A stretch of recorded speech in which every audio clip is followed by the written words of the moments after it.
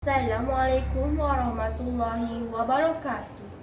Saya akan menyampaikan sebuah cerita yang bertajuk Kisah Pokok Apple. Suatu masa dahulu, terdapat sebatang pokok apel yang amat besar. Seorang kanak lelaki begitu gemar bermain di sekitar pokok apel ini setiap hari. Dia memanjat pokok tersebut, memetik serta memakan apel sepuas-puas hatinya. Dan ada kalanya dia berehat lalu terlelap di pedu pokok apel tersebut. Budak tersebut begitu menyayangi tempat permainannya. Pokok apel itu juga menyukai budak tersebut. Masa berlalu, budak lelaki itu sudah besar dan menjadi seorang remaja. Dia tidak lagi menghabiskan masanya setiap hari bermain di sekitar pokok apel setiap hari. Namun begitu, suatu hari dia datang kepada pokok apel dengan wajah yang sedih. "Marilah, bermain-mainlah denganku," ajak pokok apel itu. Budak lelaki itu menyatakan bahawa dirinya bukan lagi kanak-kanak dan tidak lagi gemar bermain dengan pokok apel itu. Dia cuma mahukan permainan dan perlukan wang untuk membelinya. Lalu pokok apel itu berkata, "Kalau begitu, petiklah apel yang ada padaku, jualkannya untuk mendapatkan wang. Dengan itu, kau dapat membeli permainan yang kau inginkan." Budak lelaki itu dengan gembiranya memetik semua apel dan pergi daripada situ. Pokok apel itu tumpang gembira. Tetapi kemudiannya merasa sedih kerana budak lelaki itu tidak kembali lagi selepas itu. Masa berlalu. Suatu hari, budak lelaki itu kembali. Dia semakin dewasa. Pokok apel itu merasa gembira. Pokok apel itu mengajak budak remaja itu bermain-main dengannya.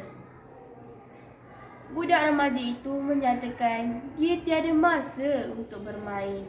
Dia terpaksa bekerja untuk mendapatkan wang. Dia ingin membina rumah untuk tempat perlindungan supaya dapat berlindung daripada ancaman bahaya. Dan meminta pertolongan daripada pokok apel itu. Pokok apel itu mencadangkan supaya dia memotong dahan-dahan yang besar untuk dijadikan rumah. Budak remaja itu dengan gembiranya memotong kesemua dahan dan pergi daripada situ. Pokok apel itu tumpang gembira, tetapi kemudiannya merasa sedih kerana budak remaja itu tidak kembali lagi selepas itu.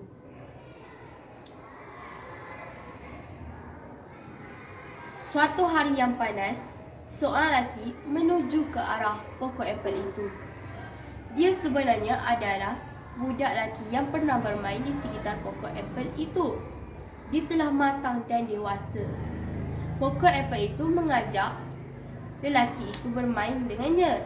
Lelaki itu menyatakan bahawa dia bukan lagi kanak-kanak yang suka bermain dengan pokok apel itu.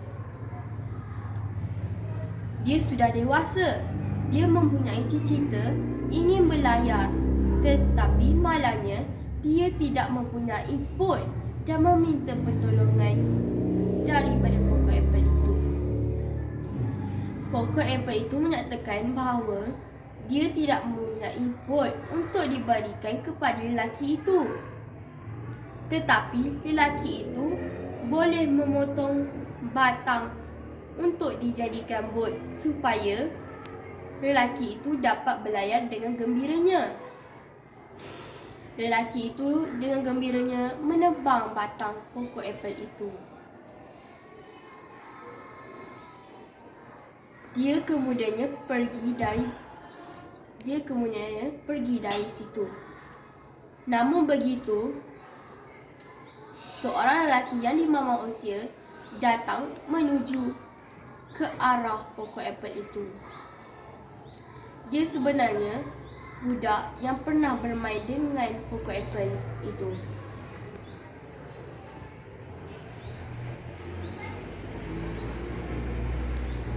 Pokok apel itu dengan nada yang pilu meminta maaf kerana dia tidak ada apa-apa lagi nak diberikan kepada lelaki tua itu. Pokok apel itu menyatakan dia sudah memberi buahnya untuk dijual, dah hanya untuk dibuat rumah dan batangnya untuk dijadikan bot.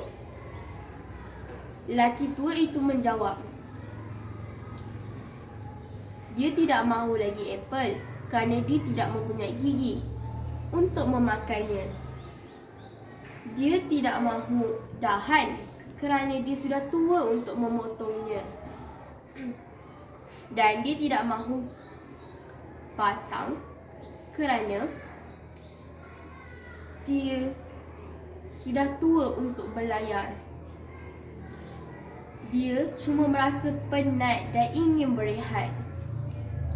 Pokok apel itu mencadangkan supaya dia berehat di pedu pokoknya. Lalu lelaki tua itu berehat di pedu pokok apel itu. Mereka berdua menangis kegembiraan.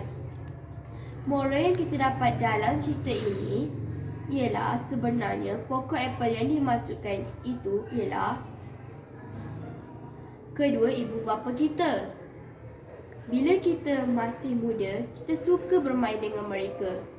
Ketika meningkat remaja, kita perlu bantuan mereka untuk teruskan hidup.